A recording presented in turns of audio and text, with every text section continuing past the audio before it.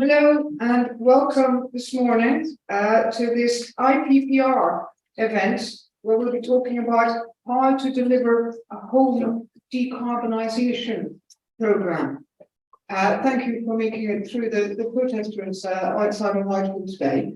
And it's great to see you all here. I'm Fiona Harvey. I'm the environment editor of The Guardian. Been covering all aspects of the environment for 19 years.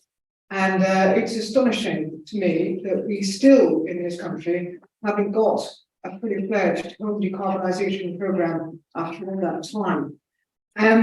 So we'll be hearing from a very distinguished panel today on why that is and what they can do about it. They will speak to us for about half an hour, and then I will open up to questions from the floor. So do be ready, and when it comes to the Q&A, it's just the usual format: put your hand up and other hearing aids, so speak clearly when it comes to your turn. We're talking about the need to reduce energy demand, to ramp up energy efficiency, to roll out clean heat measures. We've seen in the wake of the Ukraine war how vital it is that we get off the fossil fuel addiction that is helping to raise prices, to increase the cost of living and cause real hardship for an awful lot of people in this country. We need to do something about this, and successive governments have either done very little or failed. But we do have plenty of ideas on what can be done, what should be done. And increasingly, we have examples around Europe of how this can be done as Europe struggles with the same problems. So what can we learn now? I'm going to introduce, what I'll do is I'll just introduce all of our panelists first, and then I'll invite them to speak one by one. So we've got Philip Dunn, who's the chair of the Environmental Audit Select Committee. We've got Kerry McCarthy, who's Labour's Shadow Minister for Climate Change. We've got Anna Valero, who's an associate of the Grantham Research Institute, which does a lot of work on the climate, I'm sure you're aware of. We've got Nicholas Harris, who's here as Chief Executive of Stonewater. And we've got Luke Murphy, who's Associate Director for Energy, Climate, Housing and Infrastructure and Head of the Fair Transition Unit at IPPR. Before I finish my introductions, I should also say a big thank you to Stonewater, who are supporting this event today, helping us all to be here. So thank you for that. Okay, we're going to have Luke first, and then we're going to hear from the rest of our speakers. Thank you. Thanks very much, Fiona. So I'm Luke. I lead the energy and climate team at IPPR on retrofit, and housing decarbonisation has been a kind of a core part of our programme at IPPR for a number of years.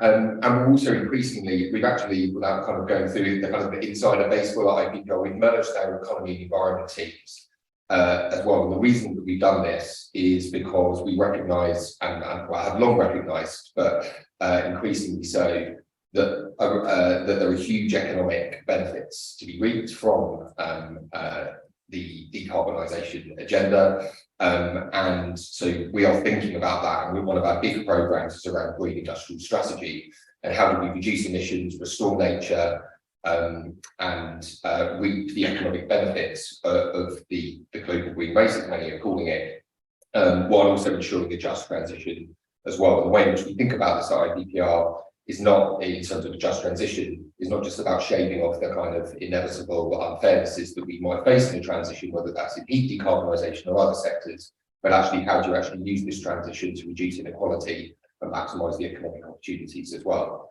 I wanted to say a bit about the prize that's there if we achieve this, which Fiona briefly covered there. Talk a little bit about what's happening internationally, and then just reflect a bit on kind of where we are domestically and what needs to happen. I mean, I'm sure everyone in this room already knows, in terms of the prize of home decarbonisation, huge opportunity to cut energy bill in the wake of, even before the Ukraine crisis, there was obviously a huge opportunity. Our report suggests there could be bill savings between £500 and £2,000 for households and those in the most low income households that live in the most energy inefficient properties, up to £2,000. Secondly, we know that the UK imports 50% of its gas that we used in 2021. The CCC estimates that a kind of a heat decarbonisation strategy based on their balanced pathway could cut that by 35% by 2050, so it could help contribute to energy security. Our own research shows that the opportunity that I was talking about in terms of jobs, the creation of 400,000 direct jobs and 500,000 indirect jobs by 2030, and 1.2 million and 1.4 million potentially by 2050. And also the wider benefits that are increasingly being recognised around health, of having warmer homes, potentially with savings of 1.4 billion a year to the NHS, depending on the level of investment. So there's huge opportunities across the piece, and really it's an area that's absolutely ripe for a kind of industrial strategy approach. It's cross-cutting across multiple government departments, and it has benefits across a whole range of different areas. So it does really lend itself to that kind of approach. What kind of progress are we making? Well, if you compare our progress to the kind of annual installation targets that we need to be making by 2028, we're installing 11% of the heat pumps that we need annually, 12% cavity wall installation, 3% loft and solid wall installation. So from clean heat to installation, we're really not making the kind of progress that we need to. And as Fiona said, actually, this isn't, I think there's a lot of media coverage around around the difficulties around installation and the installation of heat pumps. Now, some of that is, there are difficulties. We shouldn't kind of shy away from that. And the purpose of the industrial strategy approach to it is that you actually have a concerted effort to understand those difficulties. But you only need to look to some of our European counterparts to see the degree to which they are so much further ahead on heat pump installation, installing tens, hundreds of thousands compared to the very few that we're installing. And just thinking more broadly internationally, and why why we think about this in terms of the industrial strategy approach, there is now a growing, or if not already established, international consensus around taking the industrial strategy approach to achieving net zero. You only need to look at America, the introduction of the Inflation Reduction Act, and the approach that the US is taking there. I think post-Brexit, I think one of my colleagues said, if you said to someone, a country that was kind of going hell for leather with big investments in industrial strategy approach post-Brexit, it would be the UK doing that, not the US. But actually it's the US that is taking that kind of approach. And it's not just the kind of the size of the funding, which there has been a lot of commentary on, although that is an important part, $400 billion over the next 10 years at least, although it's worth noting that is uncapped. And of course, that's across across 20 technologies. But that funding has been estimated to be 800 billion or more, potentially more than $1 trillion. And that's the kind of level of subsidy and approach that we're looking at. I think it's worth remarking, though, that compared to the US, we've done some work on what we can learn there on our broader approach. And yes, we can and should be increasing the amount of subsidy across the piece, including for home decarbonisation. That will be crucial. But secondly, that we can learn the fact that they are taking a place-based approach to their industrial strategy, which can deliver climate prosperity and levelling up goals here in the UK, which is a similar approach. Some of the biggest investments and incentives are actually going to red states and Republican states, where those states are most likely to lose jobs or face a transition. And that's deliberately targeted. The tax incentives are stacked, so actually the investment is going to the areas where the jobs are most at threat. Thirdly, I think it's important to note, the UK has a wider toolkit that we can use compared to the US, and I'll say a little bit more about that in a second in relation to home decarbonisation. Because of their politics, they had to use quite high levels of subsidy. That's the only way in which they could get it through their kind of political system. Actually, the UK has a much wider toolkit in terms of regulation, in terms of standards, as well as investment as well, which we can apply in the area of home decarbonisation as well. And then fourthly, we should also be learning from the kind of unprecedented certainty and stability that kind of approach is offering. As I'll say in a second, where the UK seemingly can't even provide certainty for 1, 2 or 3 years, the subsidies available through the Inflation Reduction Act, well, all of them last at least 10 years and some of them last 20 to 25 years. Now that's an extraordinary market signal to all the businesses and others that are thinking about training new workers, investing in new products, planning on innovation across a whole range of areas. Yes, in home decarbonisation, but also in heat pumps and insulation measures, but elsewhere. And it's just the kind of stability that we just do not have in the UK. And lastly, just to say the other thing we should learn around jobs. Yes, it can be a jobs engine, but there's actually a lot of kind of requirements within the IRA approach around the quality of jobs, ensuring they're unionised, ensuring that they're well skilled as well. And just very quickly, just want applying some of those lessons to our kind of where we are at the moment in terms of home decarbonisation in the UK. You know, we've identified there's a £5.8 billion funding gap between now and 2025 when you're thinking about heat pumps and insulation. So there is a substantial gap there. Secondly, we do not have the kind of sort of comms and awareness raising that we need for the public that are thinking about installing these technologies. There's a lot of confusion out there. We've called for a thing called the National Green Go scheme. So if you think of something like Help to Buy, where I think even if you don't use it, most people know or have heard of it or understand that you can walk into any kind of high street bank. We called for a similar scheme, which would apply across all kinds of grants and loans and support and advice around decarbonisation for households, not just homes, but obviously green no homes would be a crucial part of that. We need much greater investment in skills. We called for a £160 million training fund per year, skills academies focused on the kind of skills that we need, particularly in home decarbonisation. In standards, we need much clearer approach to standards. You know, in the most recent iteration of what has been, unfortunately, many iterations of different government net zero strategies over the last few years, the private rented sector standards have been kicked down the road. There's not kind of surety about what's going to be implemented for homeowners, and it's, you know, in terms of boiler replacement, we also don't have kind of legal targets in that area as well. And you know, some of those things aren't there in the US either. Just to draw you back to the US, but they do have 20 years worth of investment subsidies. So you know, we can't compete necessarily with the level of subsidy, but we could combine long-term certainty, additional funding, and clearer standards as well. And then I think lastly, just to mention, you know, because we come at this from a kind of fairness and justice approach, you know, the Inflation Reduction Act offers up to £14,000 worth of subsidies to low-income households who want to install a heat pump, $7,000 worth for middle incomes, much wider tax incentives. We are nowhere near that in the UK. And one of the most promising things, actually, there was a document that came out in 2020 from BEIS, which looked at the heat pump manufacturing supply chain, which set out in intimate detail where the UK's strengths are in that potential market, where we could be creating jobs, where we could be creating value along the supply chain. It's a really good document.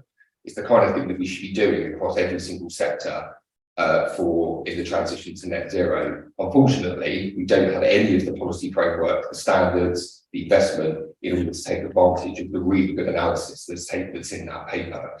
So, you know, we've got some of the knowledge in some of these areas, but we're not applying the kind of ambition, whether it's in the standards, the money, the training, the communications, or elsewhere. But if we do, there is a huge surprise there. Just taking back to where I started in terms of cutting bills, the economic opportunity as well. So that's kind of our stall, and just to say we're going to be doing a lot more work on the industrial strategy side of this, building on that base work as well, and looking at what a future government and indeed this government could be doing in order to kind of deliver on those benefits.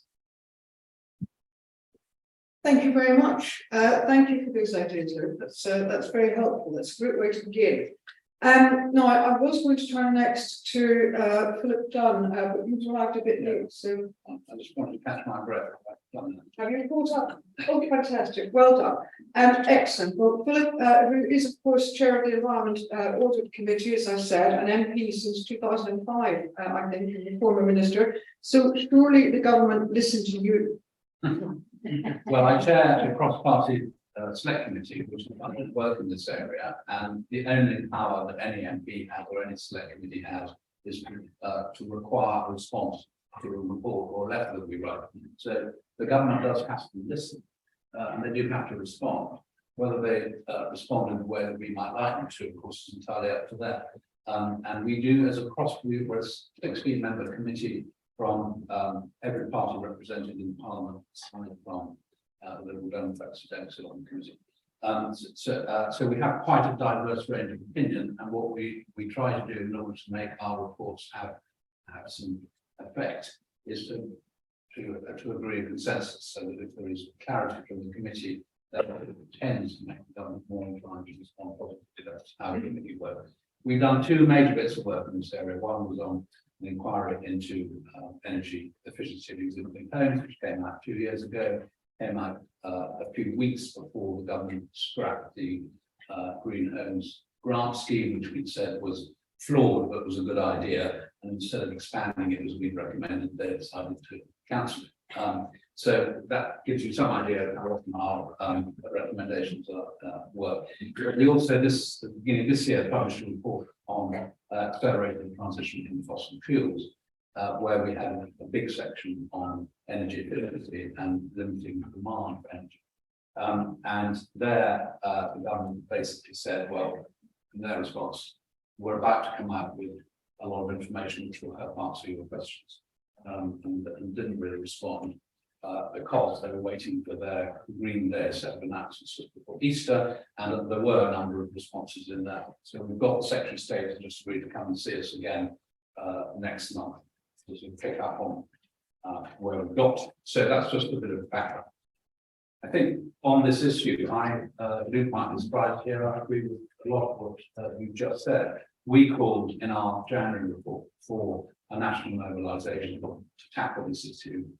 It was reported in the press as a war effort, or akin to a war effort, which was, I think, my media advisor wanted to make sure that we got a few headlines. I don't think it's a war effort, but I do think it does require the kind of scaling up that Luke has been talking about, trying to get all the various actors that can play a part to get engaged. And I think there is a willingness and enthusiasm to do so.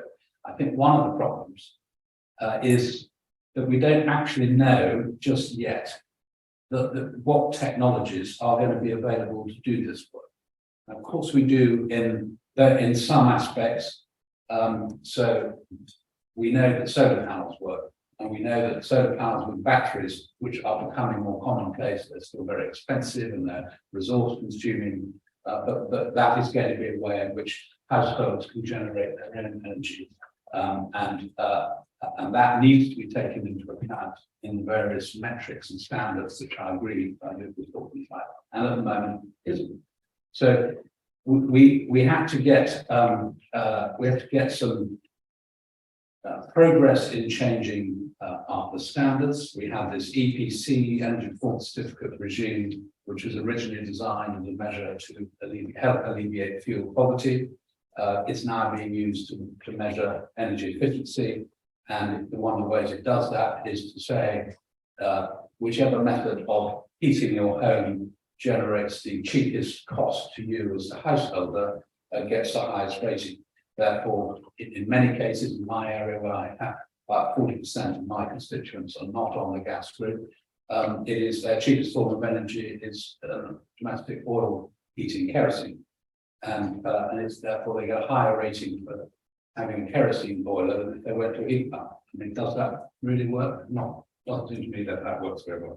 So there is a review of the EPC system going on. We've got to get right. We've got to include in that the new technologies that are coming available. So solar panels and battery.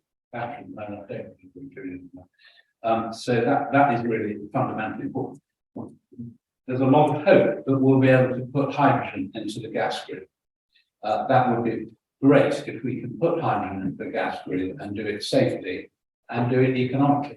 At the moment, the cost of producing hydrogen is such that there is no industrial hydrogen generation capacity in this country. It's essentially a niche product of the gas sector.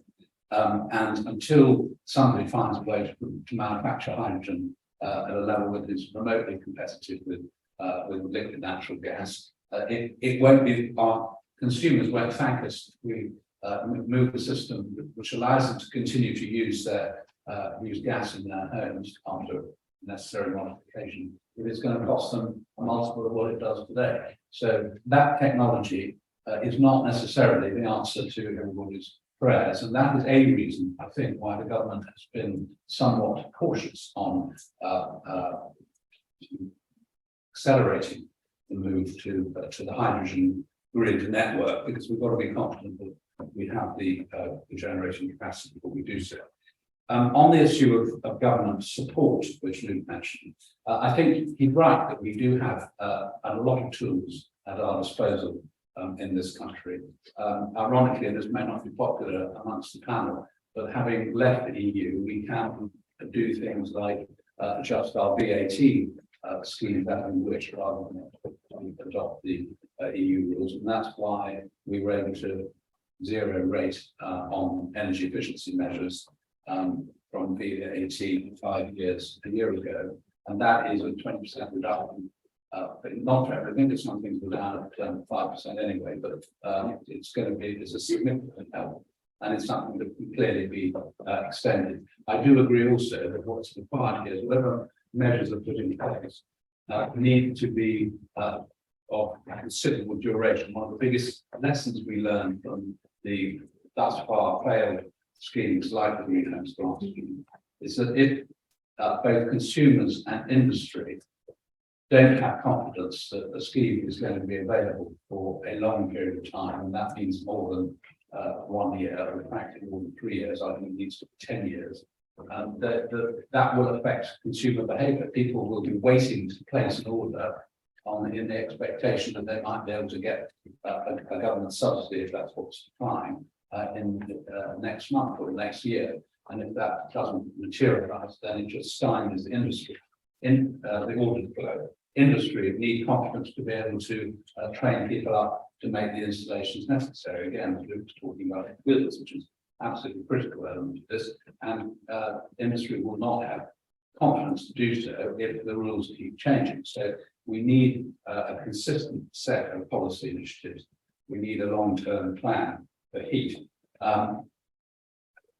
And to some of the building blocks for this, as I say, are there, and we've got various schemes for both using apprenticeship levy and so on. But I think it needs a holistic approach taken to this, one in which, again, as Luke says, I really wish you don't need him, I've given most of the clues to this, is to get the various government departments involved. It's not just the energy and security and net zero department. It requires DLUC involved with planning, it requires treasury for a number of elements to work together to create the kind of framework which will allow the different participants to get behind this. Now, a couple of suggestions on areas which we thought about in on our committee that where we should look at it. So one is finance. So why is it that Germany have an exponential increase in solar panel installations on domestic households?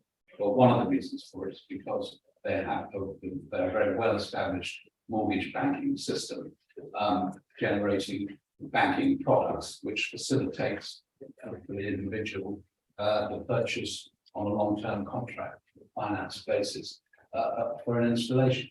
And we have a very well-developed mortgage finance community in the UK, most of whose leading participants have pledged to turn their mortgage books to be EPC rated or better for an increased proportion of their mortgage.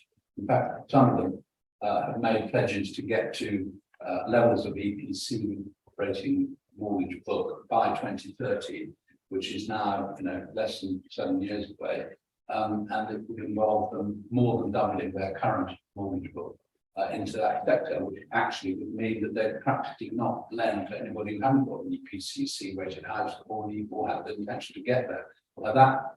I'm sure that's not what's going to happen, because they would lose a lot of business, and they're not inclined to do that. So, but in terms of the scale of what's required by the pledges that they've made, it's not going to happen unless this holistic approach is taken and they have confidence that the government is going to either provide support to the mortgage sector to be able to do this through a green stamp duty or council tax changes or whatever the support measure might be, or not. And if they're not going to do that, then the finance industry needs to know that they can come up with their own products and start marketing them. There's this sort of slight stymie approach at the moment. So I think finance has a really important part to play. I think the industrial capacity I'm interested in. I don't think I've seen the phase paper that you referred to. I will look it up because we've been very interested as a committee in how do we make heat pumps both acceptable to the consumer and try and overcome some of the negative publicity that we read about in too many of our national newspapers, but also feasible and realistic from a cost perspective, as well as to do the job that they're supposed to do, which is to heat people's homes. Now, a lot of this will require changes in consumer practice and behaviour, because we've all been used to being able to switch up the gas and suddenly almost instantly get increased temperatures in our homes. In countries where they've got a long-established tradition of heat pumps, the public know that's not how it works when you're using an air source and ground source heat pump. And yet, the heat pump usage, I've been in Norway with my committee. We went to the northernmost inhabited place on the planet where all the buildings actually are heated by kerosene. And so it's not particularly good advert for what I'm about to say. But the towns and the cities where they have very high concentration of heat pump usage. Everybody knows how the system works. They have very well insulated properties and they work and they're very warm. Nobody is complaining about the heat pump not working. So we have to change this. We do now, for the first time in the last, I don't quite know when it opened, but in recent months or 1 or 2 years, we've now got a heat pump air source heat pump manufacturer in the UK with a single line which can produce 30,000 heat pumps a year at the current installation rate of about a third of that a year. They are not looking to expand that plant imminently, but they will be able to triple the production by going to 3 shifts from a single set of machines. So that's reasonably very encouraging and it's helpful. And that company is a traditional oil boiler manufacturer, or gas boiler manufacturer, I should say. So they are beginning to see to make strategic decisions about how the market is changing, and they're adapting to it. So I think there is an industrial case that is being made in parallel with the financial, which will make these things happen. But we do need the framework within which to operate. And finally, I think the point to make about how do we encourage consumers that they need to act. Well, nudging consumer behaviour is something that governments do. Telling consumers what to do tends to be not a particularly politically productive way to try and win elections, in my view. So I think there is a very delicate balance to be struck here. And this is where, if we can get some political consensus on the way forward on this matter, I think it would benefit whichever government is in power over the next at least 2 election cycles. We don't really do the cause any particular good by knocking points off each other. I'm sort of preempting what Kerry's about to say. By saying that only one party has the answer, we have to try and take the public with us. We need to wean ourselves off fossil fuel heating sources. I do think President Putin has done us a favour here in this minor regard, and that is that as we've all been having to cope with such massive increases in our energy bills, it's in everybody's interest now to start to look at how do we bring energy costs down, and if renewable sources can provide part of the answer to that, then that is a big win. And if electricity becomes a cheaper source of heating homes than gas has been, which it needs some structural things to do. So we need to. It doesn't make any sense that we are continuing to apply the cost of the support packages to move towards the transition towards renewables all onto electricity bill payers. It should be on fossil fuel bill payers to try and encourage them to switch across. And the government has made some sensitive announcements that it's intending to do that, having protected the public from that cost during the recent energy cost crisis. So I think we're moving in the right direction. But I'd like everybody to help, I think, to see it move a bit quicker and to provide clarity that will allow this to happen and pick up confidence that it's going to happen. Thank you very much for that, Philip. And the government certainly ought to be listening to you. And while we don't necessarily want to knock lumps out of each other, I'm not averse to a bit of creative friction on the panel either. So we'll hear next from Kerry McCarthy, Shadow Climate Minister, who was telling me before we started that she's, as well as being Shadow Climate Minister, is an ex-punk. So I wonder if you could tell us what the punk decarbonisation might be as well, and also, of course, what Labour's approach will be. Thank you. This was in the context of me saying that Chris Packham and I have this ongoing conversation about whether Extinction Rebellion are punks or hippies, and he's in the punk camp, so he's a big fan. I think maybe there's a bit of a sort of hippie element to them, especially the ones from Stroud that tend to come to Bristol, but don't quote me on that.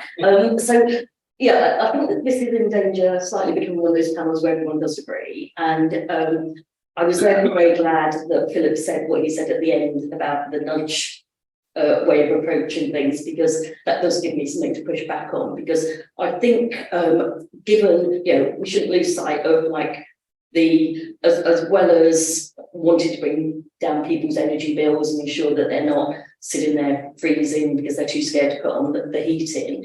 This is partly about saving the planet, the bigger scale objective and bringing down emissions. And we know that the government is off track in terms of meeting its own NDC. There's another legal challenge, I think, or letter before action that's just been launched by Friends of the Earth, because the response to the legal challenge last year on Green Day was they still feel it's inadequate. I think they've got plans to meet about 92% of their NDC, and Green Alliance said even that's rather shaky. So the government needs to do more, go faster across the piece in terms of reaching net zero.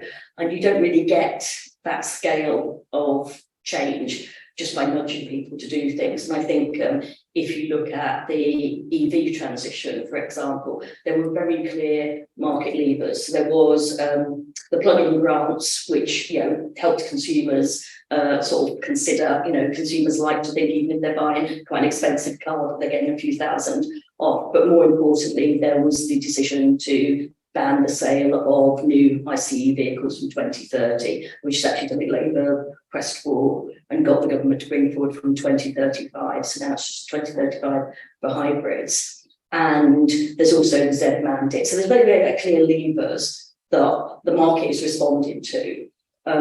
I don't see, and I think we need the equivalent here. Obviously, when it's actually going into people's homes, and there's, people have brought up the question of consumer confidence. I think that is a tricky one, so we're certainly not going to be insisting that people do things.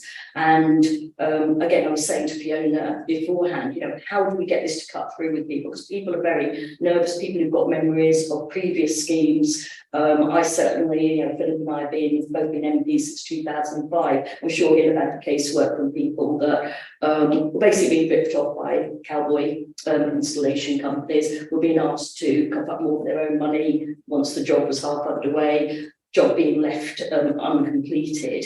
And there was partly on the point of view of the people that were doing the work as well, because there was stop-start schemes.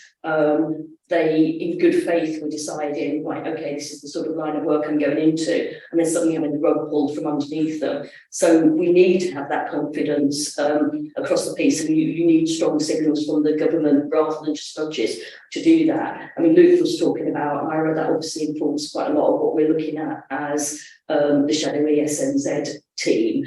And, you know, those very clear long-term signals, I think you said unprecedented certainty and stability. We absolutely need that, because you're not going to get people choosing to go into this line of work. You're not going to get the consumer confidence. You're not going to have all the pieces of the jigsaw puzzle, the financial institutions, that all coming together. So Labour, I hope people know about the Green Prosperity Plan that was, well, it was announced conference before last, but under a different name, but it was very much the focus of last year's conference in Liverpool, this 28 billion a year in tackling climate change, funding through borrowing to invest. And a key part of that is 6 billion a year for a decade for home insulation. So 19 million homes that need bringing up to EPC standard. That would start 2025, so 2025 to 2035, in the hope that we will be in government to actually be able to do it for that long, or at least convince whoever takes over from us that they should stick with the programme.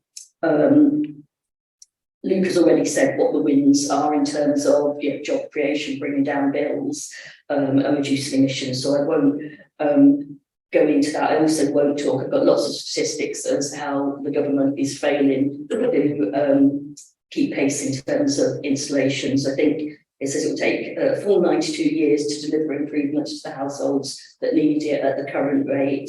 The rate of energy efficiency improvements installed in 2022 halved compared to 2021, but I won't go into the rest of the numbers. One thing I would say, though, that would be a very quick win would be, yeah, if the zero carbon home standard being implemented when it should have been, over 1 million homes would have been built that met EPCC standards that were built and haven't met those standards. Sorry, but there's over 1 million, it's about 1.2 million or so substandard homes have been built since then. So in 5 years or so, we absolutely need to ensure that we're not building homes that are going to need to retrofit in further down the line. The final thing I will say, I've sort of mentioned, I think, quite a lot of things quite quickly, is, you know, there is some really good work being done around the country. You know, I'll give a bit of a shout out to Bristol with its City Leap programme, which is really innovative. But it was interesting when it came to committee looking at the home decarbonisation plan. And I say this not to have a dig at the Greens, but as I understand it, there were 3 Green members on the committee. One supported the plan, one objected to it because it was too big, and the third one abstained because she couldn't get her head around it. So you think if you can't even bring the Greens with you on this shows that when you're going out to the people of Bristol saying this is what we're trying to spend money on, this is going to make a huge difference, this is going to be transformative. It just shows that there's quite a job of work to be done in winning people over. We think, you know, there's questions to be asked about what sort of delivery unit you need to roll out this retrofitting programme. We certainly think local councils have a big role to play. I think a street by street approach would be the best approach, because then you get all the efficiency of scale and bring people with you as they see what's happening to their neighbours. But there were a lot of, you know, we very much moved into delivery mode on this, how we do it, now that we've actually set the framework for what we need to do. Okay. Brilliant, thank you very much indeed. That was very punchy, very clear. Thank you for that. Right, we're going to move on next. We've got Anna Valero, who's, as I said, an associate of the Grantham Research Institute. doing a lot of work on this. So Anna, can you give us the benefit of your wisdom, please? Thank you, Fiona, and thank you for all of the contributions so far. I will also agree with lots of those points as well. I'm an associate at Grantham Research Institute, but I work at the Centre for Economic Performance at the LSE. And for some time now, we've been working on obviously growth and productivity as part of our work, but sustainable growth and productivity and innovation, and working in collaboration with Grantham Research Institute on that. So it's clear that for net zero, we do need a purposeful, strategic, coordinated and stable approach. This is because we know that there are many market failures at play. We know that large-scale renewables need to be deployed very quickly, and there are many barriers to its associated with the market failures, but also these kind of the resistance to change, perhaps, in individuals, particularly as we're discussing today. From a growth perspective, and particularly in light of the growing international competition, the question becomes, how can this deployment and the investment we know we need to do actually contribute to value and good jobs in the UK, and how can this be done fairly? So you need a strategic approach to managing that. So it's not just a strategic approach to getting to net zero, but doing it in a way that is consistent with growth and also fair. So this is particularly an issue when it comes to this area that we're discussing today, because in contrast to other areas such as decarbonising electricity, this is an area that affects all our lives. There are distributional aspects at play, there's disruption, there's cost. And it's fundamental, not just in its own right, to be able to deliver home decarbonisation, but I think this has been alluded to, if this area that affects people then kind of somehow diminishes support for net zero, you can see then barriers to achieving net zero more broadly. So it's absolutely fundamental. So we know that currently residential buildings account for around 15% of emissions. The fact that we've been reliant on gas boilers, the fact we have leaky homes, that has been mentioned, has made us particularly vulnerable to the energy crisis, and that's then affected our living standards a lot. We know we need major investment in low carbon heat and energy efficiency, and as we mentioned, we're not meeting our current targets. So there's a lot more work that needs to be done there. In terms of investment needs, according to the CCC, residential buildings are the second largest area of annual capital investment, so additional investment after electricity supply, over 12 billion per annum by 2030. And this is also an area where significant government action or contribution is needed. So while overall the OBR estimates in their central scenario around a quarter of the overall net zero investment needs to come from the private sector, from the public sector. This is an area where it's 44%, so it's higher, and that's because of many of the issues we've been discussing. So a lot of the work we've been doing is looking at different parts of our journey to net zero and thinking, where could there be growth opportunities for the UK? And obviously this is an area where it's a global challenge. So if you look at some of the statistics, I think from the OECD, buildings account for nearly 40% of global energy-related CO2 emissions, sometimes as much as 70% in large cities, and obviously cities are a key part of our decarbonisation story. So there's global demand for these types of technologies. And as we've done in other technology areas, we've used different types of data, each with pros and cons, to try and understand where the UK might have comparative advantage in a particular space and see if that is something we can build on, or even if we have proximate comparative advantage that we could leverage somehow in the transition. So actually looking at products and technologies rather than for heating buildings, we don't find that the UK is currently specialised in this area, and this might not be a surprise because obviously we've lagged in our deployment, and we know other countries are much further ahead. So if you look at traded goods, and you can easily delineate them as relevant to different types of net zero technology, we find that the countries that are specialised in the export of goods related to heating buildings overall are also those that have led in heat pump installation. So Sweden, Estonia, Denmark, and Europe, and China, which according to the IEA was home to 30% of global heat pump stock in 2020.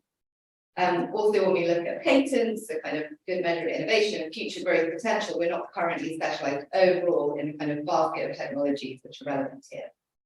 However, there are reasons to believe that now, with this increased commitment and domestic deployment that we need to do, that we can actually contribute to building supply chain value and innovation-led growth in the UK. So what some of the reasons for that? First of all, the data we've looked at is available with a lag, and obviously a lot's been going on. You know, we see British companies that have been mentioned that are active in the space now and actively working to bring costs down the product. But also even with the data that we have at a more granular level, when we looked in the general basket of heating buildings technologies, we found that in specific areas such as heat pumps themselves, geothermal heat pumps and insulation, the UK is actually specialised in patents in those really, really granular areas. And when I say specialised, it means that our share of patenting in a technology class is kind of bigger than the global share. So it's something we do more than other countries overall. Moreover, using methodology that we developed, we find that the estimated returns to public investments in innovation are relatively high in building, fabric and smart systems areas, and of course the whole digital story is very important when we're thinking about demand management in homes. We also find evidence that this is something that isn't all going to be, or the kind of innovation and growth benefits might not all be within the so-called golden triangle, which is the way we cut up the country, within the innovative golden triangle of London, Oxford, Cambridge, and then the rest of the country. So looking at firms, according to the data city, which can be classified as being active in low carbon heating buildings, we find there's a higher intensity of such firms in less productive areas in the UK. So we suggest that this is something that actually the activity, the innovation, the jobs, I mean, we know the jobs because the installation is kind of a local challenge. This is something that can be generating good jobs potentially across the UK. So what might an effective industrial strategy for home decarbonisation look like?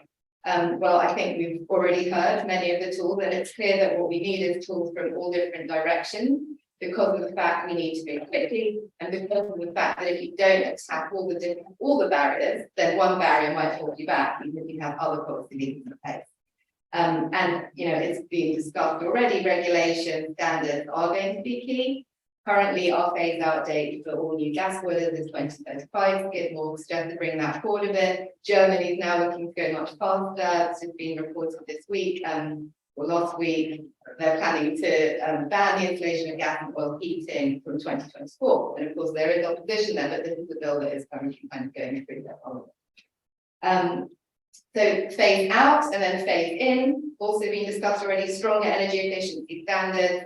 Phasing in requirements for specific technologies, including solar panels on new homes, for example, looking at the kind of way we're rating households, as already mentioned. Again, Skidmore has some recommendations on a broader kind of rating for the net zero appropriateness of a house holistically.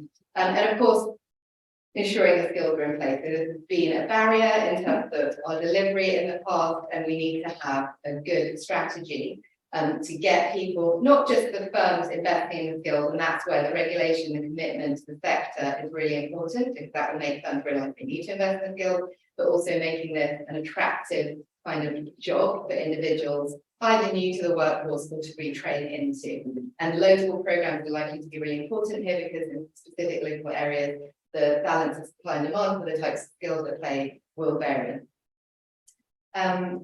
So that's on the supply side, but then the demand side is also going to be crucial. So on the demand side, we're going to need to get over some of the financial and non-financial barriers. So clearly we need more support, particularly in more disadvantaged households and people who can't afford it. And you know, there are a number of schemes in place, but generally it's accepted that they're not going far enough.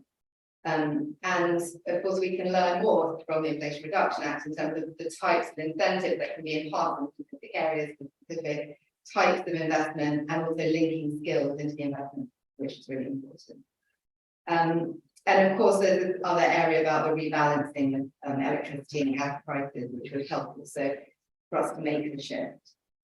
Finally, just to mention again, this is more on the supply side, but innovation. So we are an innovative economy.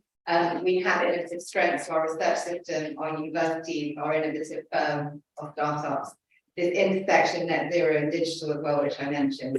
So things like the heat pump investor acceleration competition, that's an important kind of mechanism for actually getting British businesses to invest in innovation and build the supply chains in the UK. And things like that can be scaled up, and obviously there is a lot of research money that is being channeled into net zero. So to conclude, it's clear we need lots of policies at the same time. They need to be coordinated and mutually enforcing and lasting. So the extent to which we can have cross-party agreement on these areas, to me, seems really constructive, and this is the point for net zero more generally. What we want to do is get into a virtual cycle where regulation and incentives drive investment, innovation and skills, prices come down, quality improves, the products become more attractive for customers, and the potential opportunities for UK PLC are then grasped at the frontier. And that's why we need an industrial strategy. Thank you. Thank you very much. Thank you very much for that. That was very helpful and very informative. Thank you. Right, finally on our panel, I'm going to invite Nicholas Harris, who is the Chief Executive of Stormwater, to talk to us. He's had a long career in the housing sector. So how does this look like from that point of view? Oh, thank you. Good to see everybody here this morning. It's really heartening to hear the sort of two main parties almost saying the same thing. That wasn't the case sort of 5 or 6 years ago. So I'm really pleased to hear that we are all, all pushing in the same direction. So that's great news. So Stormwater is a traditional housing association. We have about 37,000 homes. We go from Torquay in the west to Eastbourne in the east up to Skipton. We miss out London, Birmingham, Manchester, everything in between we sort of cover. So as a social housing provider, our residents are probably what I would say at the vortex of the cost of living crisis. So they're generally lower paid people in lower paid employment or in receipt of pensions or benefits. So we took the view a long time ago that actually decarbonisation and trying to provide warm, safe, affordable homes is what we're all about. So we were really pleased to work with IPPR back in 2020 on all hands to the pump. Well before Putin's invasion of Ukraine and gas prices going up 40% or whatever. So we had a bit of foresight there. And we've been working with the government, as Bayes announced Energy Security Net Zero, about installing heat pumps and decarbonising our homes. We received £650,000 on phase 1 for decarb fund. So we had a project in Hereford and Shropshire and also West Yorkshire. That was an interesting experience, first time we've done this, and we're not quite finished those projects, but we learned a lot from that, and there's lots of things that we're going to learn moving forward. We're really pleased to get another £9 million actually in phase 2, 2.1 for decarbonisation fund. And that means we're going to be decarbonising another 1,000 of our homes. That sounds really good. We were really pleased to get £9.1 million, the match funding that, of course. My board agreed the staffing required to deliver that programme. That's the easy part, isn't it? Getting the government money and getting the board approved. Getting the staff to actually deliver that programme with a relatively new set of skills in this country is going to be a real challenge. So, I'm really interested to see how that pans out and how we actually recruit those people, train those people and deliver that programme. What does that mean for our customers? Our customers, as I've already said, some of the lowest paid members of the community, really impacted by energy prices. But we're going along and putting in better insulation, which is great. We're putting in heat pumps, which are more expensive because of the energy market at the moment. And that is a real challenge.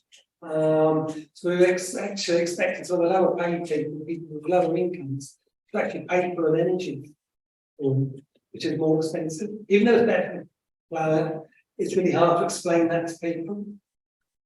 We've also had the challenge that we've been installing heat pumps for a number of years.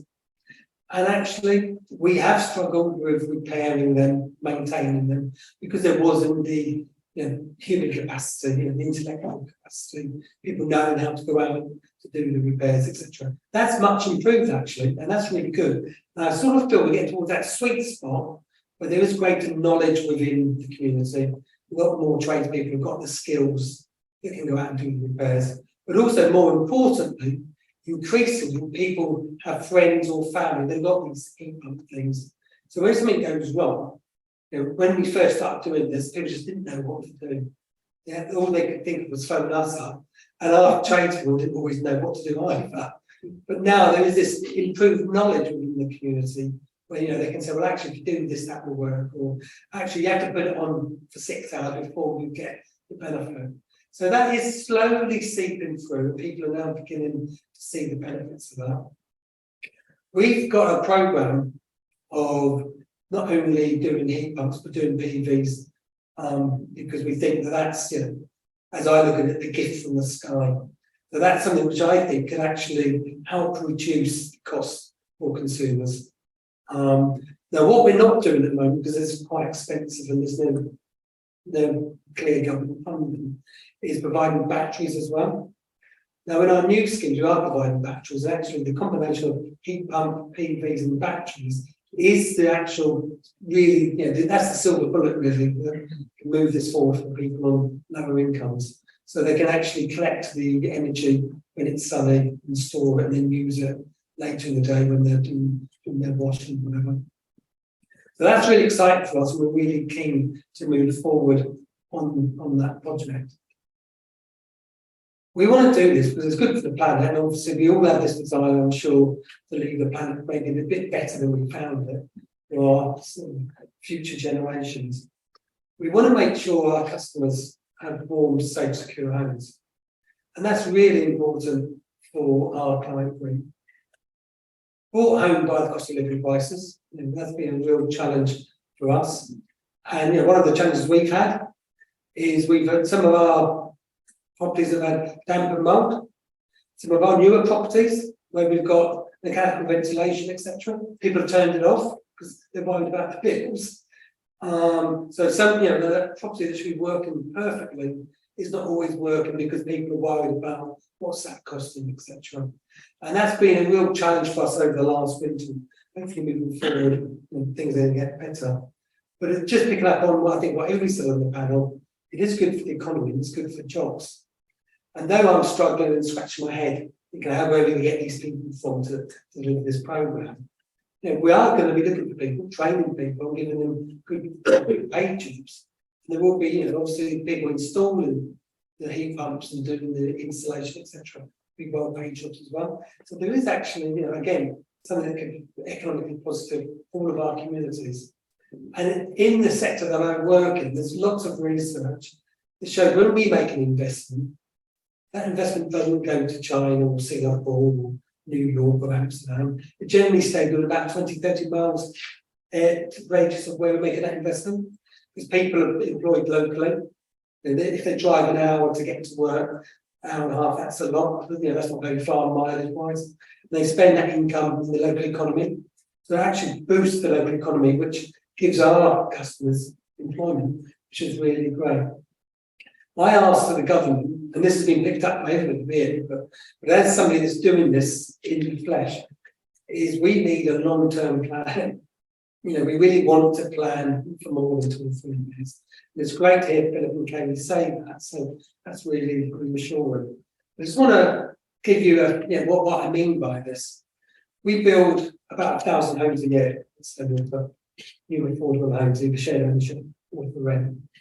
All of our rented accommodation, which we build in not Section 106, so not planning game, we've had for 2 years now no fossil fuel heating.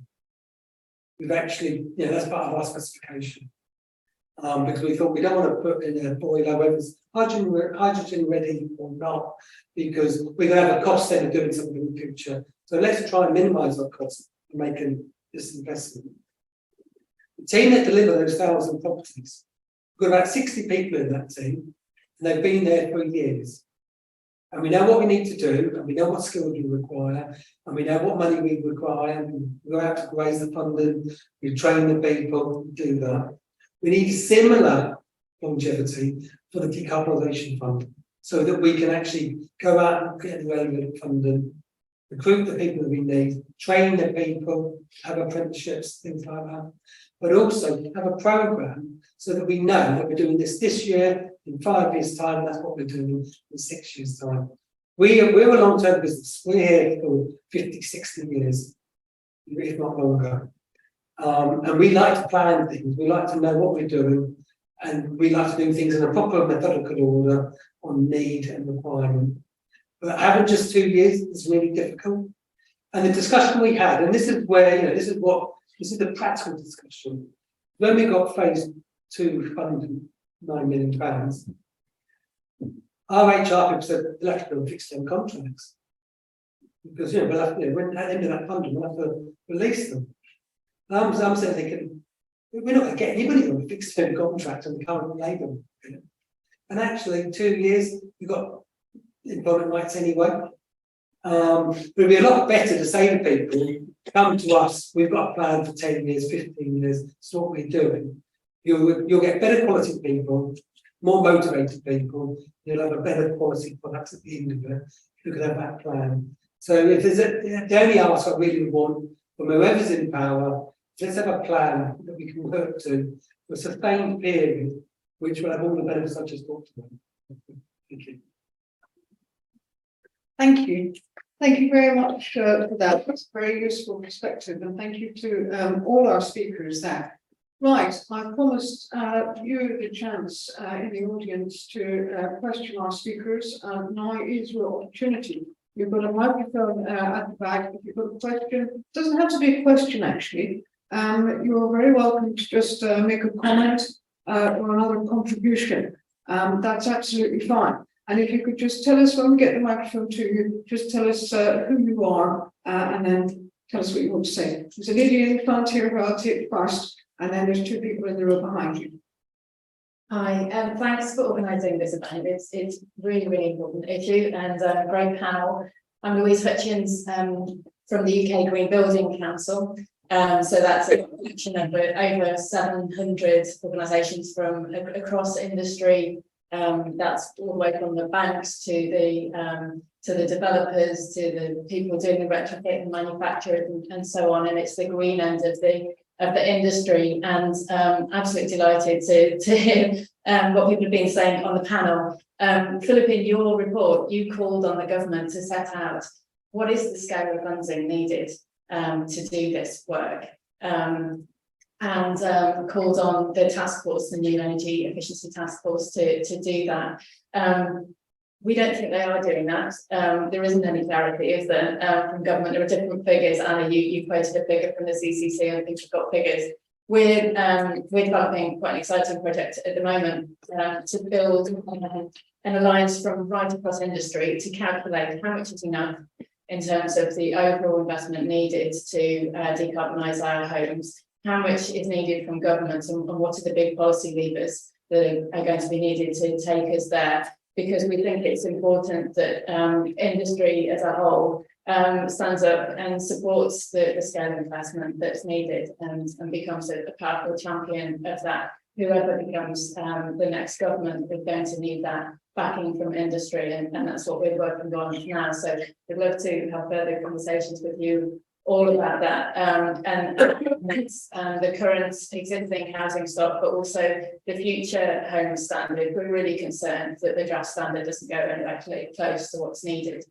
Something much stronger is going to be needed, and we know already that other sections of the industry are pushing for the weakest possible standards, and we just can't afford that. Time's running out, isn't it? So thank you for everything that you're doing. I'd love to follow up with you all. Thank you very much. Thank you for that contribution there. We had some questions in the row behind you. Yeah, thank you. Hello, and thanks everyone. My name is Will Hodgson. I'm from How to Save It. We're a consumer campaign to help people cut their bills whilst also cutting their carbon emissions.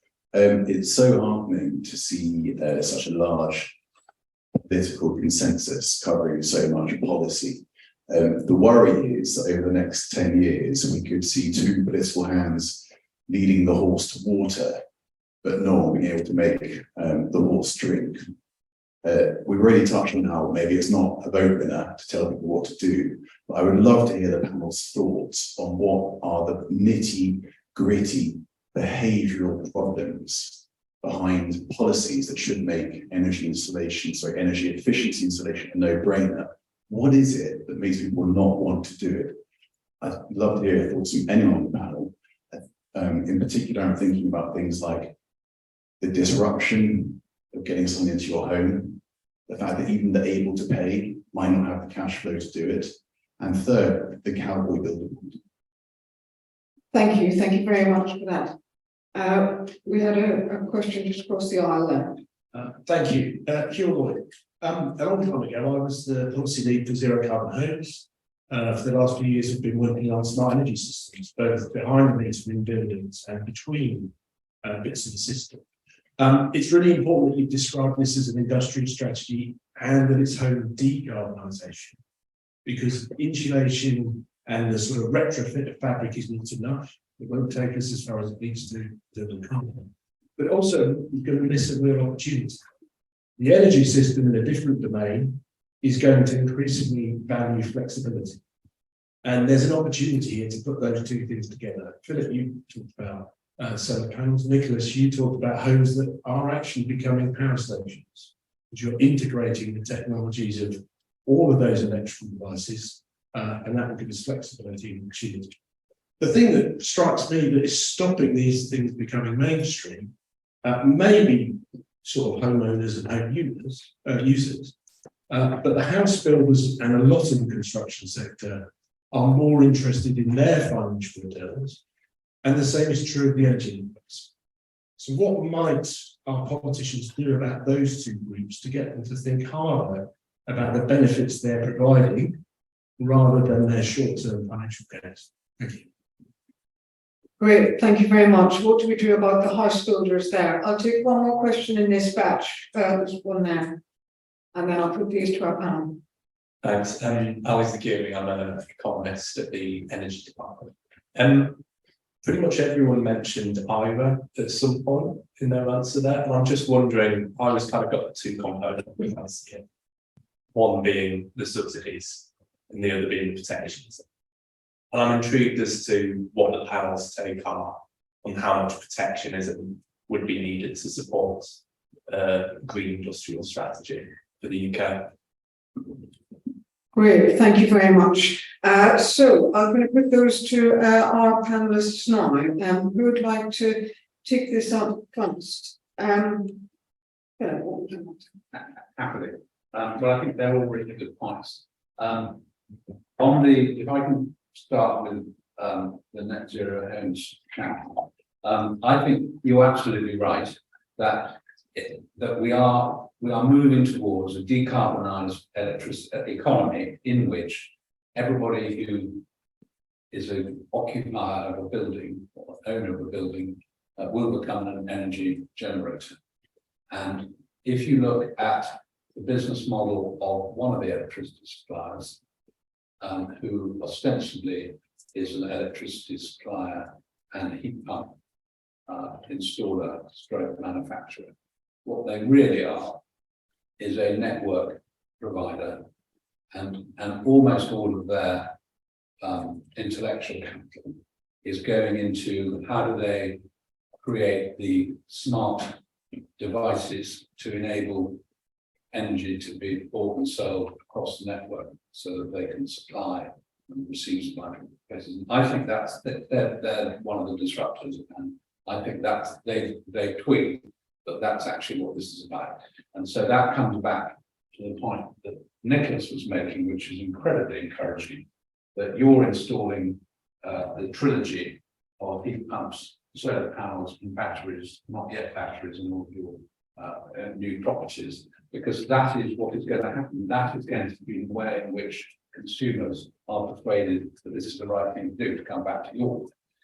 Because if you look at this as simply a problem, which I've got to contend with, my energy bills are going up, and I don't want to go through the disruption of having my home retrofitted in order to bring down the cost, then you probably won't do anything. If you think about it as from, I'm sure Kerry is saying we go into politics because we're optimists and we want to try and make a difference and we think that we can. So I take the view that actually this is an opportunity for people to bring down their energy cost by investing to save. And I think the big challenge we have as politicians, which is to go back to the point, what does this all go to cost, is is to make that clear and manage a way to make it affordable. So, I mean, I think the average 3-bedroom house roughly costs £7,000 for a solar installation, probably close to that for a battery, probably close to more than that for heat pump. No. So we're talking about 21 grand if you want to get all these three things together before you do any retrofit.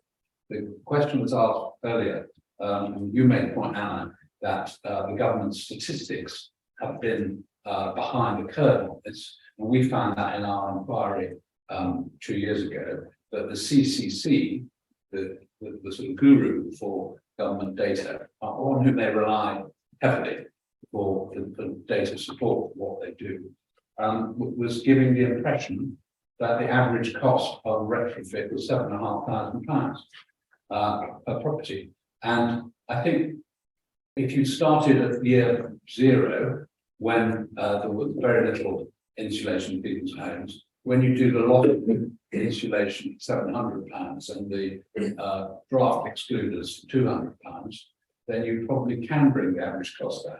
But most of that work has been done. We've got to EPCC at 46% of households now by doing the easy stuff. We're now into the much more difficult stuff. We've got to do a proper and very disruptive retrofit.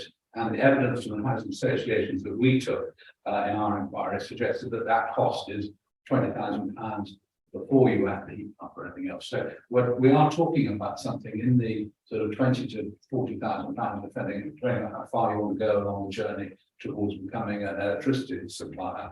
But I think that's where we are. So the gentleman from the department is here. I'm going to let others answer your question about IRA, but I hope you'll take back to the department that they need to get real about what it costs to do this. And once they have done, and maybe it's your figure was 26,000, I think you were saying the government was moving towards. Did you say that? I think maybe I'm just listening. You know, that's the kind of ballpark that we're in. But I think that if you invest that, the payback on reduced energy bills is going to make this affordable, whether it's financed through the financial institution or by the government. I think it's, you know, we're getting into the realms now of pieces of doable. Thank you. Thank you very, very much for that. Kiri, I'll give you a chance to respond to these questions. I think in terms to the question about what makes people not want to do it, I mean, it is partly, you know, the past experience, and it's also, you know, we've got a cost of living crisis. People have been through sort of pretty tough times, and it's not just they're risk averse, you know, they just will not, you know, there'll be a lot of people out there that might have to use up their savings during COVID and so on, and just aren't, you know, the mood is not there to take what they see as financial risks. But I think the way to win them over is just to get on and start doing it. So you need, you know, local authority-led programs, you need housing associations to be moving ahead with it, so then they can see it within their community. As I said, you know, in terms of what we're doing in Bristol, we very much hope that if you can show that there is, you know, a critical mass of housings that happen, and then you get people speaking out about their experience, then I think that's the way. You know, again, same with EV. I know with EV, actually, there's sort of worry that there's a bit of a downturn now because the people who were the early adopters are now complaining because there aren't enough charging points. And I'm certainly in that camp as somebody who can't charge at home. So you've got to make sure that the experience is a good one. But I can't think many, you know, you do the easier homes first, you know, you'll do it in, you know, because there will be some homes where it's actually very difficult, very expensive to do it. But that's the only way I can see us sort of winning it over. There has been talk about suggesting that there could be energy advice centres on high streets, which I think is an interesting idea. So the same way that you could pop into somewhere for legal advice or you know, accounting or something for your financial advice, whether those sort of one-stop shops where people can go and can talk things through. And I met this interesting company in Bristol recently that has had a grant from Innovate UK to come up with basically, you know, an app-based way. I think they were slightly offended when I said it's a bit like going into IKEA and designing your own kitchen, because I think they put a lot more work into that. But it's basically people could go in and they could download it and they could show exactly what measures would be needed in their house, visualize what their house would look like, whether the heat pumps ugly and obtrusive, what it means for, whether they can use their loft or not. Because I did actually visit a flat recently that had a lot of money spent on it. And, I was meant to be meeting a resident who was going to be full of praise for the fact that she now has a nice warm flat. And she basically said, I can't get into my loft anymore because they've got these big things up there that, part of the insulation. So I think things like that, possibly, they're now looking, now that they've spent the Innovate UK money, to sort of see how they can roll this out. And I put them in touch with a large local housing association to sort of see whether they can pilot it.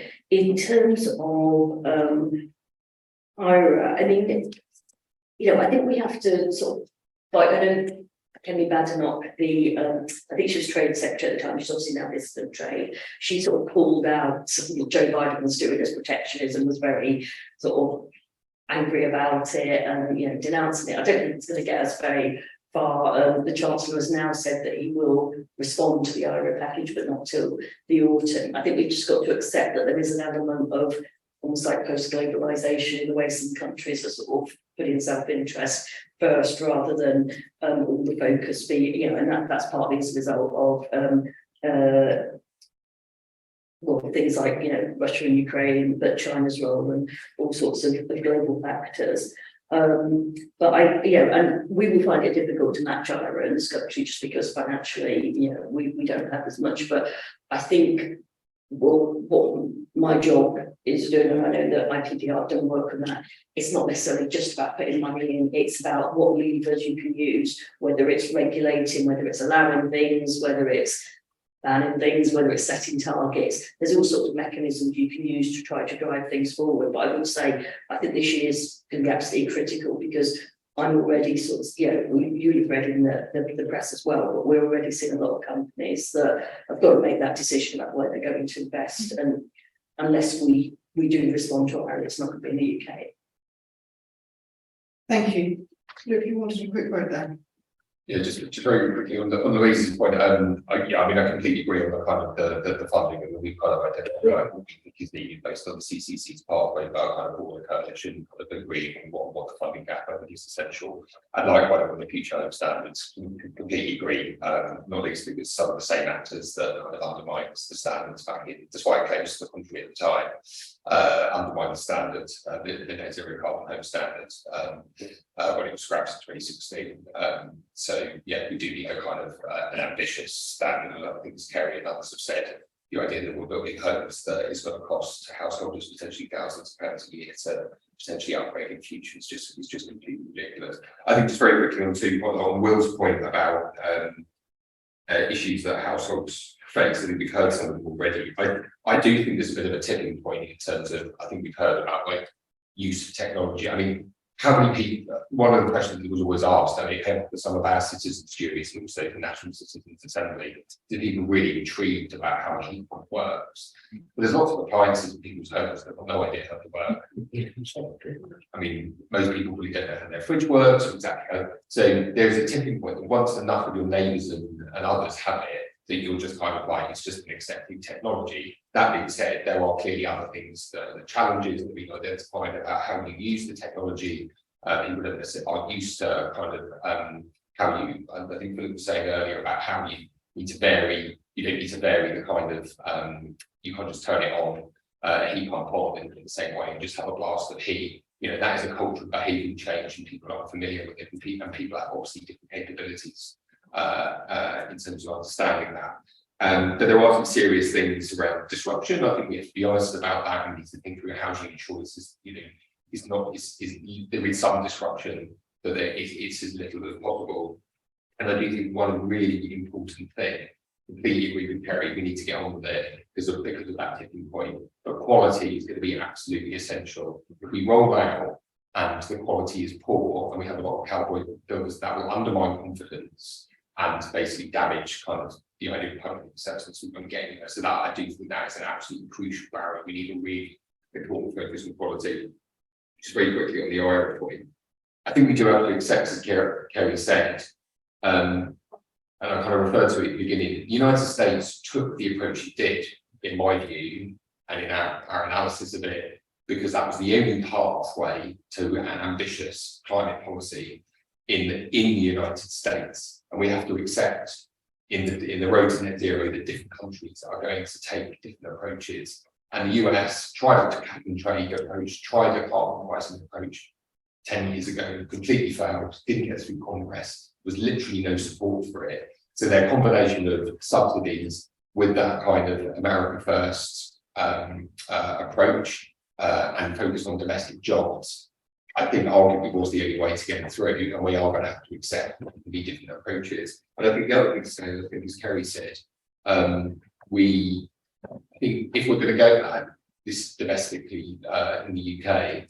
we need to demonstrate that, as well as I think as Anna pointed out, reaching and reducing emissions, that we can maximise the benefits, and some of those kind of industrial policy tools are going to be the way to do that. Clearly, there was a balance, and the UK can't ignore the WTO and other trade arrangements in the same way in which the US is. We have to accept we are a mid-sized economy, but that doesn't mean that we should potentially be leading some of the discussions around the implications for trade, including the global trade regime, and finding a way that ensures the trade regime is set up that accepts in a way that many different countries are going to be taking different approaches to net zero, and have a more flexible approach that kind of guards against kind of,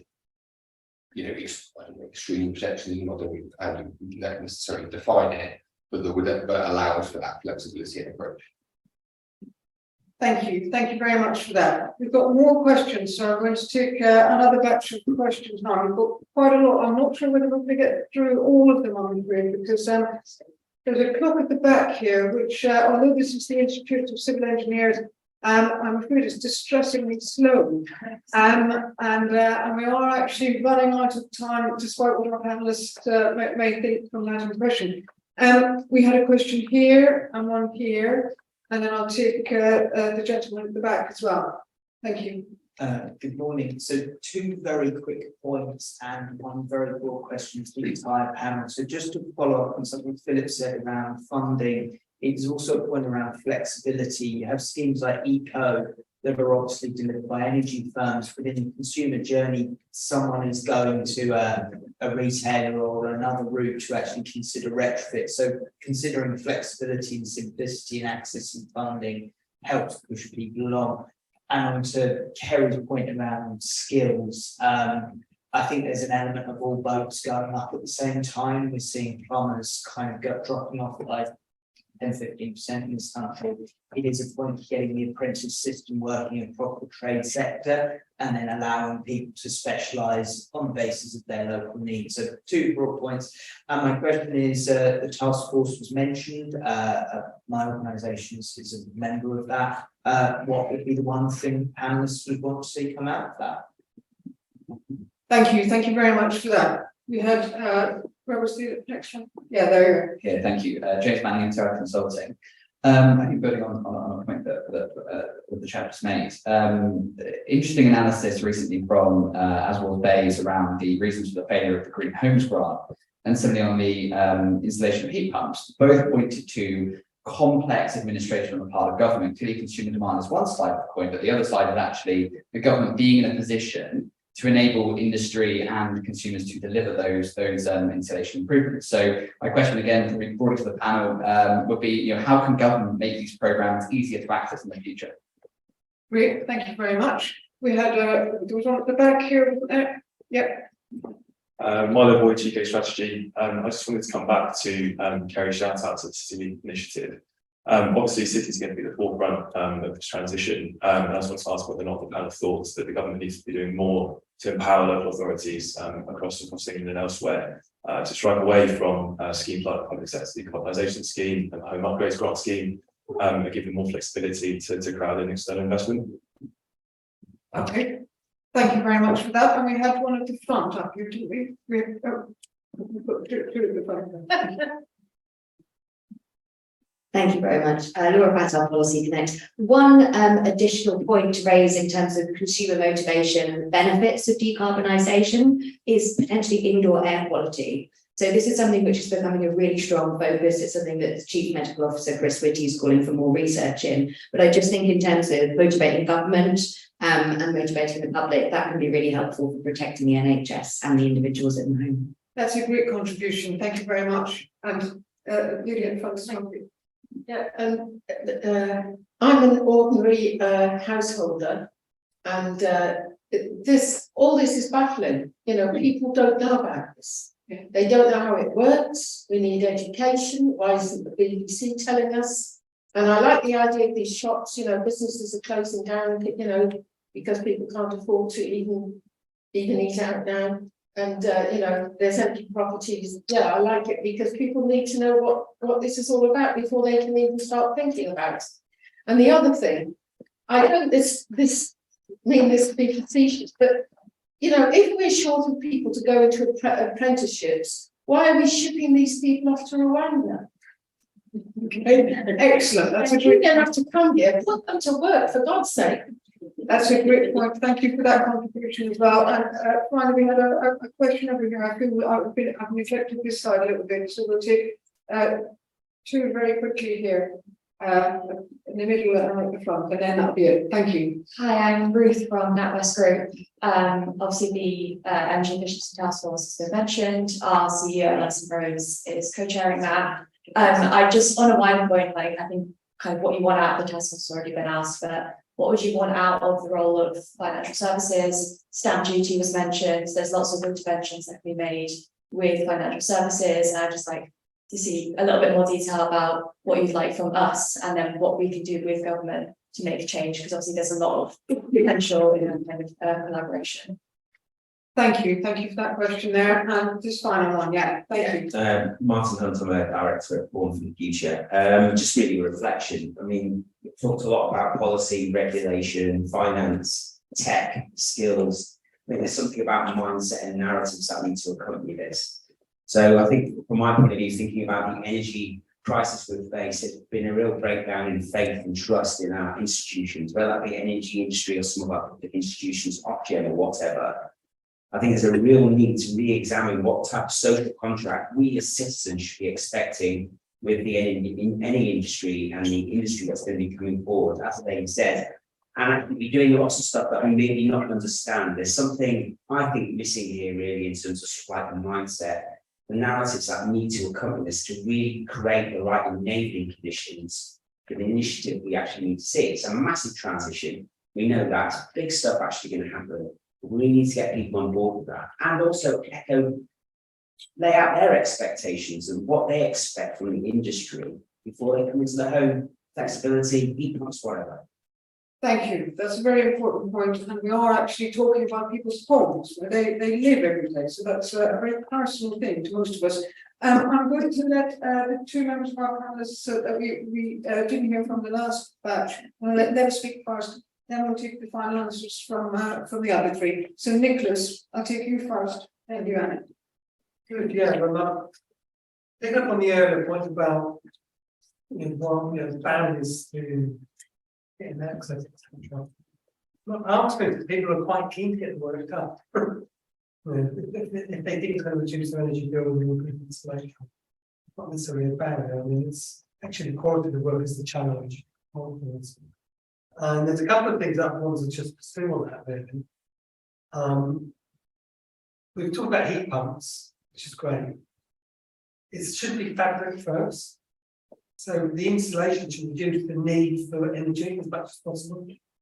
And this is a bit of a niche thing for my sector, but we're building some passive houses in Somerset.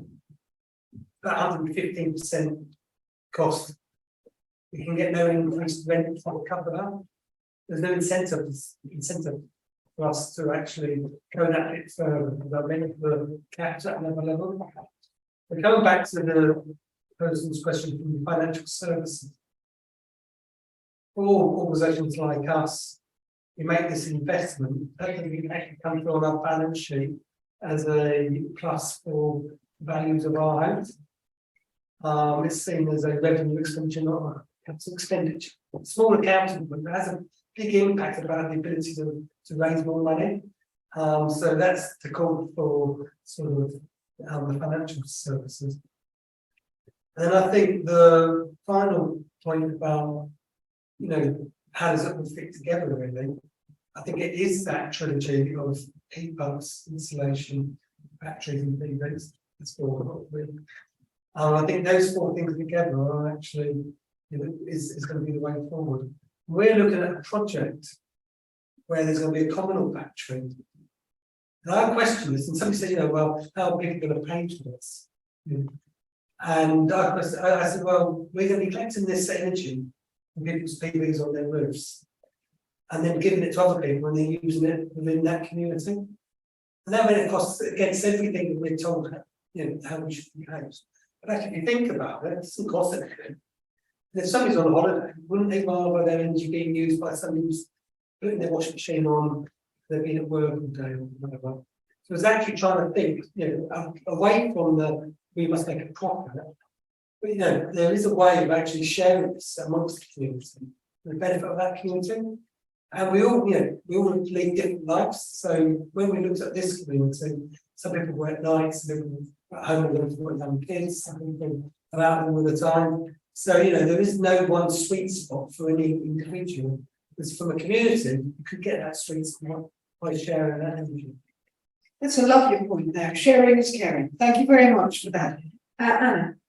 Yeah, thank you. So actually, some of my responses related to the previous question about the barriers. So I think actually the health co-benefits of this are not that clearly understood and really should be part of the narrative. And that narrative is really important for building both public support, trust, and also desire to be involved in this. And I think, you know, surveys that have looked at what are the barriers, sometimes it's quite a big barrier that people don't necessarily even think they need to be making changes in their home. So that's even the first step, that people need to be doing something. Then it's getting over all the things around, okay, what do I need to do? This is quite confusing. There are many different parts to it, there's disruption, etc. So I think a more positive and constructive campaign as to why we need to do this for the planet, why we also can benefit ourselves from this.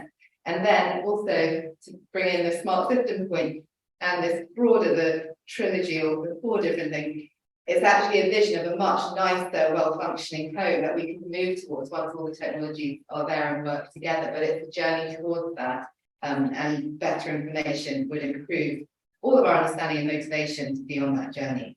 I guess the other point was about cities. So, you know, a lot of this, there are place-specific issues, and obviously we have different levels of powers to different cities. And that it does seem like that's a really important part of the story. So having national frameworks and then place-specific approaches in different places, also allowing cities to experiment with different schemes, learn from each other, and that's all kind of really core, and building on their own specialisms in terms of what businesses and clusters they might have operating in places.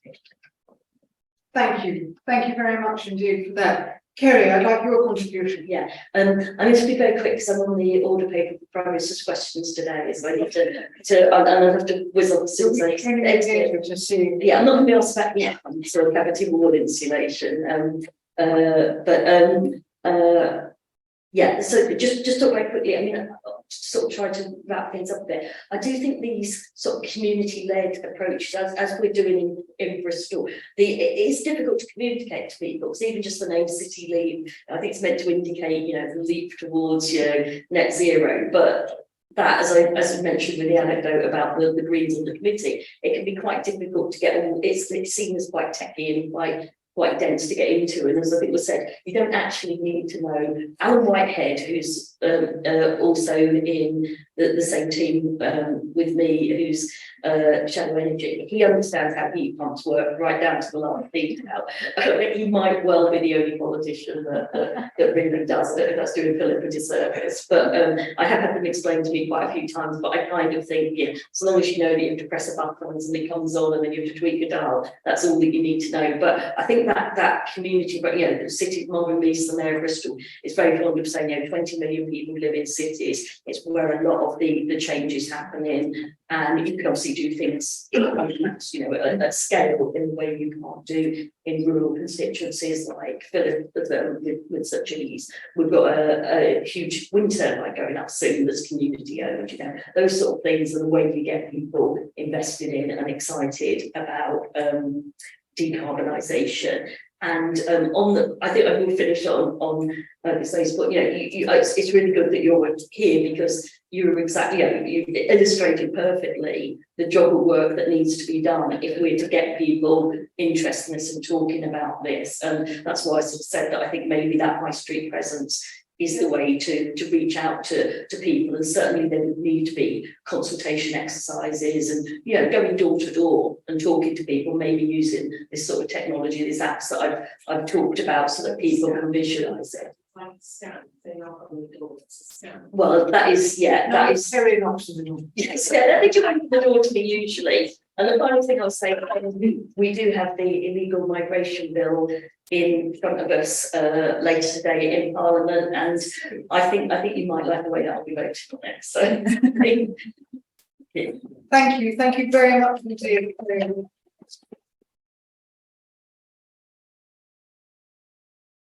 We're very fortunate to have you today, and good luck with PMQ. Thank you for that.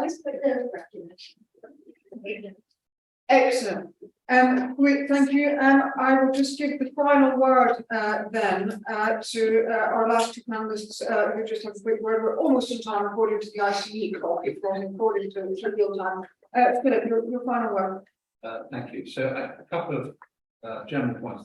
The point was made about the complexity of administering the scheme, which I think is a really powerful point, because the government gets criticised for supporting arrangements. I'm just thinking in particular, let's look at the EV charging grant that's currently going, 400 quid you can get. Now I've applied through local installers to see if I can get one. And the response I got from the two, there aren't many local installers around the world borders, but both of them said, yes, we can install you an EV charger in your home or in a business. But we're going to charge you extra 350 quid if you want to get the grant, because the complexity of going through the process, the time it takes us to do it, makes it not worthwhile, and the grant is worth 400 quid. It's completely pointless. And that's where well-meaning government intent gets caught up with well-meaning Treasury administration to combat fraud, which makes the whole scheme collapse, which is why introducing a VAT waiver is a brilliant way of doing it, because it goes directly to the user. There is no fraud involved other than the occasional VAT and carousel fraud, but let's assume that's not going to happen. That is a measure which is simple because it's using existing mechanisms is the way to deliver these kinds of things. So to the lady from that West, the first question about the task force, the lady from that West, you asked what should the output from the task force be. The answer is to recommend a long-term plan which gets across the lines. And finally, the lady talking about the battery nature of this, Chris Skidmore had in one of his recommendations that we should have eco hubs set up around communities so that the public, precisely to your point, can become educated about what this is all about. And I think your idea of using empty premises on high streets, of which there are all too many at the moment, is a way in which local authorities could become involved by offering rates rebates to set up learning centres, funded by industry that want to sell products. But if they do it in a cooperative way, then maybe that could be regarded probably through some charitable umbrella, if that would allow no rates to be paid, which would help keep the building sound and encourage people to do it. Excellent. That's a lovely idea. Thank you very much for that. Look, what a very quick final word. Yeah, I guess very quickly on information, I completely agree, just knowledge. One of the things that came out, our citizens jury is the top thing. People said it was a really great quote. One person said, everyone needs to know what we know. And there's a real thirst for information. Clearly, everyone can't go through a 6-week deliberative process, but we recommended green go hubs and some eco hubs before Christopher on every high street. So completely agree with that. On narrative and social contract, again, I completely agree. It's exactly what we need for cross-party environmental justice commission, just using this to plug our work now. Propose just that, a new social contract for the transition to go and check it out. And then lastly, on the task force, it should take an industrial strategy approach, because there is no one thing that's going to deliver on this agenda. But if you take that kind of approach and from end to end, then that kind of planning, long-term plan approach, that's the only way that we're gonna deliver. There isn't a simple bullet. It's just about the approach that government takes and the hardship with businesses and communities in the public. Brilliant. Thank you very much. Thank you very much indeed. Great. Well, there we are. That's been a very fruitful discussion. I'd like to say thank you to IPPR. Thank you to Stonewater. Thank you very much to all of our excellent panelists here. And most of all, thank you to you, our very engaged audience. Thank you for coming.